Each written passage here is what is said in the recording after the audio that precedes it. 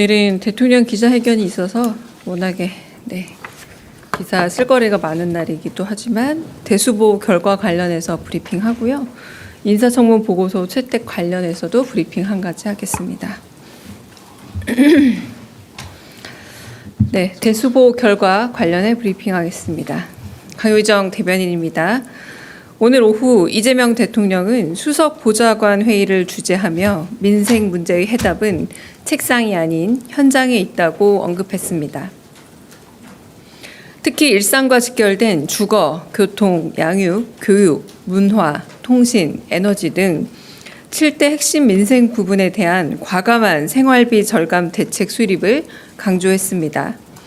이런 기조 아래 오늘 회의에서는 국민 생활비 부담 경감 방안에 대해 집중 논의되었습니다. 우선 국민 생활비 부담 현황이 보고되었습니다. 주거비, 교통비 경감 방안은 경제성장 수석실이, 양육비, 교육비, 문화비 경감 방안은 사회수석실이, 통신비, 에너지비 경감 방안은 AI 미래기획수석실이 보고했습니다. 이어 세대별, 수혜자별 국민생활비 경감에 필요한 예산 현황을 재정기획보좌관실이 보고하였고 하준경 경제성장수석이 소비자 물가 안정 방안을 보고했습니다.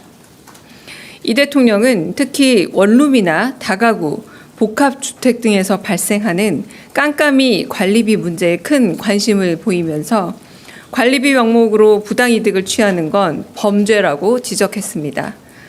이를 해결하기 위해 집합건물 관리체계의 민주적인 구성과 실태조사, 제도 개선 등이 필요하다면서 당장 해결할 수 있는 일을 비롯해 종합적인 해결 방안을 검토하라고 지시했습니다. 한편 교통비 부담 경감 방안에 대해서는 균형 발전 영향 평가 항목을 모든 정책을 필수 평가 항목으로 도입해 지방에 더 많은 인센티브를 줄 방법을 모색하라고 지시했습니다.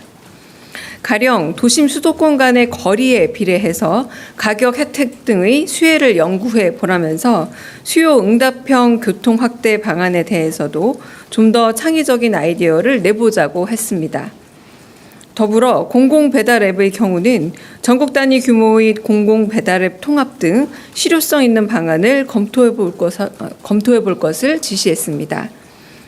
양육비, 교육비, 문화비 경감 방안에 대해서는 첫째와 둘째 아이의 출산 양육 지원 제도에 비해 셋째 이상의 자녀 가정에 대한 지원 제도가 상대적으로 적은 것은 아닌지 살펴보고 전수조사해 보고하라고 지시했습니다. 다시 읽겠습니다. 지방자치단체장 시절부터 관심이 있었던 데이터 안심 옵션 전면 도입 개선 방향에 대해서는 기본통신권이라는 쉽고 편한 이름이 더 적합한 게 아니냐라고 직접 제안하기도 하셨습니다. 특히 소비자 물가 안정 방안을 보고받으면서는 비슷한 경제 환경의 다른 나라들에 비해 식료품 가격 변동성과 가격 수준이 높은 이유를 물으면서 근본적인 원인을 파악해 대책을 마련하라고 당부했습니다. 이상입니다. 인사청문 보고서 관련해서 브리핑하겠습니다. 강효정 대변인입니다. 지난 9월 8일 이재명 대통령과 여야 당대표 회동을 통해 큰 통합의 정치와 협치에 대한 새로운 전기가 마련되었습니다. 그러나 청문 보고서 채택 및 송부 기한이 지나 국정 공백을 우려한 정부가 2억 원 금융위원장과 주병기 공정거래위원장 후보자에 대한 채택과 송부를 재차 요청했음에도 불구하고 이를 거부하고 있습니다. 두 후보자는 청문회를 통해 소관 분야에서의 자질과 역량을 충분히 검증받았습니다. 청문 보고서 채택을 거부하고 송부하지 않는 것은 대통령과 여야 당대표의 회동이 이뤄낸 협치의 의미를 퇴색시키는 것으로 매우 유감스럽게 생각합니다. 이상입니다.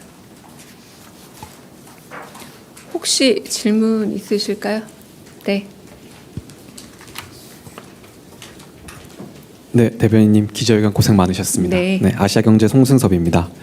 오늘 대통령께서 기자회견 중에 대주주 양도세 문제 언급을 하실 때 원안을 고집할 필요가 없다 하시면서 국회 논의에 맡기도록 할 생각이다 이렇게 말씀을 주셨는데요.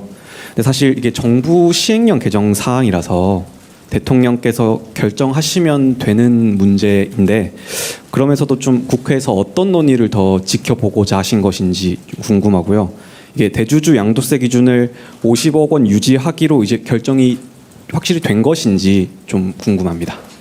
네, 제가 좀 말씀을 그냥 해석을 하는 차원에서 제 짐작과 해석을 말씀을 드리자면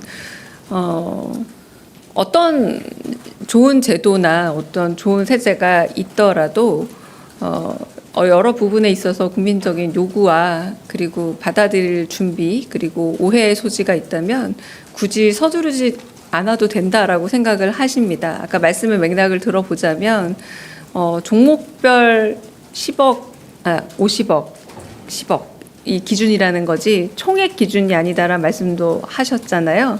그러니까 어떤 한 특별한 종목에 대한 10억 과세를 이야기 원래 했었으나 이 부분에 대해서 국민적인 오해와 저항이 있는 것 같다.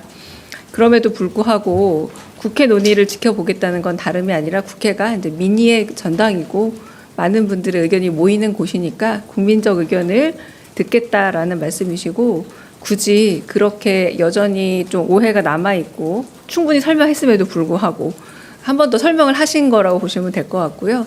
그럼에도 불구하고 여전히 저항감이 더 크고 불편감이 있다면 굳이 10억을 꼭 고집하실 필요는 없다라는 그렇게 들어보시면 크게 틀리지 않을 듯합니다. 근데 요거는 제 해석의 영역이라고 일단 말씀을 드리겠습니다.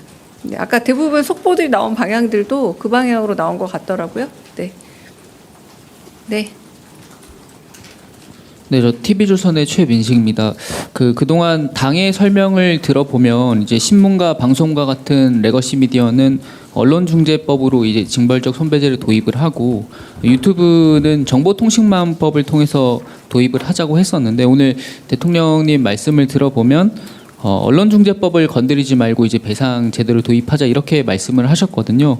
그럼 이게 정통법을 통해서 이게 다 함께 규제하는 게 맞는지 궁금하고요.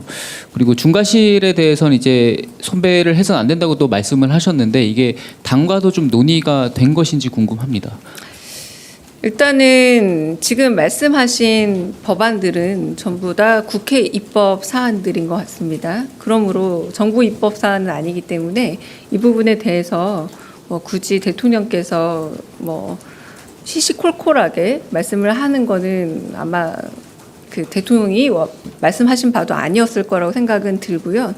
전체적인 방향에서 조금 해석을 하자면 일종의 징벌적 배상 제도가 있는 다양한 국가들을 보더라도 특정한 어떤 분야에 대한 징벌적 배상 제도가 있다라기보다 일반법 내지는 상법 안에서 이 배상을 정하는 경우가 많이 있습니다. 징벌적일지언정 그런 부분에 있어서 분명히 악의적이고 고의적으로 조작된 허위 뉴스일 경우 특히 지금은 아까 말씀하신 것처럼 과거 우리가 전통적으로 언론이라고 해서 이제 문체부에서 다루는 영역에서 다루는 그 고전적인 언론 영역에서보다 오히려 새롭게 등장한 미디어를 통해서 뉴미디어에서 확산되는 경우와 위험성이 훨씬 더 높지 않느냐라고 말씀을 하셨던 거고 그런 부분에서 큰 뜻을 말씀을 다시 드리자면 어쨌든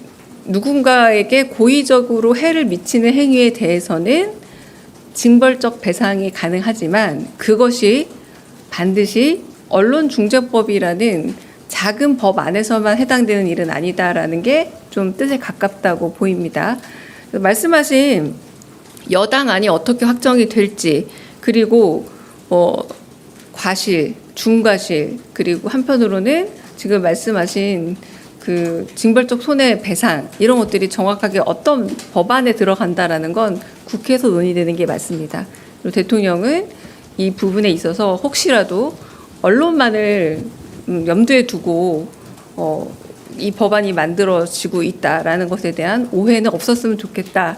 라는 그런 의사를 표현하셨다고 보면 될 듯합니다. 네.